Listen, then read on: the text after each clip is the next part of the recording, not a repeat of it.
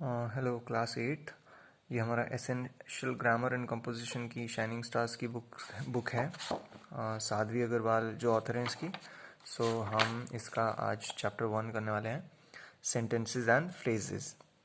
A sentence is a group of words that makes complete sense by itself. Sentence वो समूह होता है शब्दों का जो कि कंप्लीट सेंस बनाता है।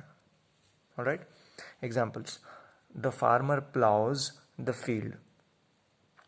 जो फार्मर होता है वो फील्ड को, अपना खेत को प्लाउ करता है, जोतता है।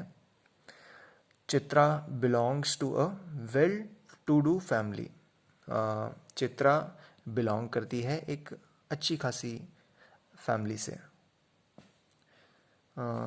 Features. A sentence is a group of words that makes complete sense. तो सेंटेंस एक ग्रुप होता है वर्ड्स का जो कि कंप्लीट सेंस बनाता है। ऊपर जो हमने ये दो एग्जांपल्स पढ़े, farmer ploughs the field, Chitra belongs to a well to do family, तो ये दोनों जो सेंटेंसेस थे ये कंप्लीट सेंस बना रहे थे। सो पहला feature, a sentence is a group of words that makes complete sense. Second, it begins with a capital letter. वो कैपिटल लेटर से शुरू होता है। It ends with a full stop, an exclamation mark और a question mark. वो full stop, exclamation mark या question mark से खत्म होता है। Parts of a sentence. Every sentence has two parts, namely a subject and a predicate. इस book में भी थोड़े बहुत मिसप्रिंट हैं, यहाँ पे भी इन्होंने ये ए को रेड कलर कर दिया। Every sentence has two parts, namely a subject and a predicate. Her sentence में दो पार्ट होते हैं, subject or predicate. Okay, subject and a predicate. The subject is the first part of a sentence that names what the sentence is about. Subject वो part होता है जो कि हमें बताता है कि किसके बारे में बात की जा रही है. Okay, the predicate is the second part of a sentence that says something about the subject.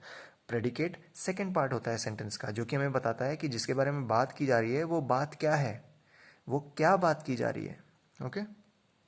Example, Virat Kohli is the captain of Indian cricket team. So किसके बारे में बात की जा रही है? विराट कोहली के बारे में. So that will be the first part of the sentence. So that will be the subject. Virat Kohli is the subject and is the captain of Indian cricket team वो प्रेडिकेट हो गया, वो second part of the sentence हो गया जो कि subject के बारे में डिस्क्रिप्शन दे रहा है थोड़ा और. ओके. Now features.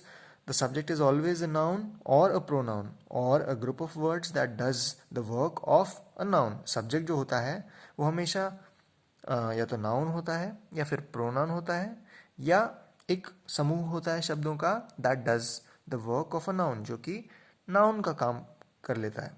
ओके.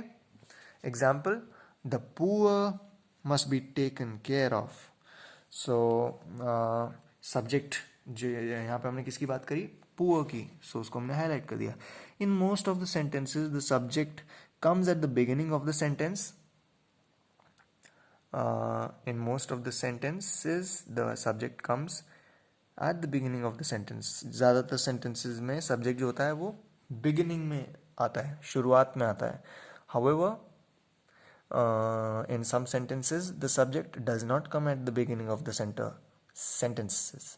यानी कि कुछ sentences ऐसे भी होते हैं एक्सेप्शनल जिनमें शुरुआत में नहीं आता है सब्जेक्ट. सो उसका एग्जांपल है beyond the high mountains lies a beautiful land. तो बात हो रही है ब्यूटिफुल लैंड की, लेकिन वो स्टार्टिंग में नहीं आया है ना, उसने डिस्क्रिप्शन पहले दे दिया.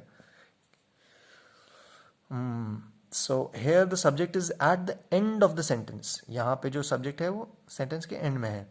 The predicate may consist of one word or several words with the essential word being a verb. जो predicate होता है may consist कर सकता है one word और several words. एक word भी consist कर सकता है या फिर several words भी, इसीलिए वहाँ पे may लिखा है. With the essential word being a verb. Okay, so essential word जो होता है predicate में वो होता है verb. और वर्ड उसमें एक भी हो सकता है, दो भी हो सकता है, और सेवरल वर्ड्स भी हो सकते हैं. Example, grandma told us a story. So the verb is the essential word in the predicate. Told, उन्होंने बताई हमें. Grandma told us a story. So क्रिया हो गया वर्ब. नाउ यहाँ पे हमारी एक्सरसाइज है. अगर आप सब्जेक्ट एंड प्रेडिकेट को अच्छे से समझ गए हैं तो आप इसको इजीली कर सकते हैं। ऑलरेडी मैंने आपको यहाँ पे करके दिया है ऑलरेडी, बट आपको अपने आप भी कोशिश करनी है ये करने की। ऐसे नहीं डायरेक्टली आप बस इसको कॉपी कर लें, आपको दिमाग लगाना है। अगर कोई गलती आपको दिख जाए तो you can reach out to me, okay. आप एरर स्पॉट कर सकते हैं। कभी भी किसी चीज़ को ब्लाइंडली फॉलो नहीं करना चाहिए, आपको खुद वो पहले पढ़ना चाहिए, उसका मीनिंग समझना चाहिए, उसके बाद ऐसे नहीं कि जस्ट आप कहीं से देख रहे हैं अगर आंसर लिखा हुआ है और उसको कॉपी में उतार रहे हैं, that is not the right thing to do, okay.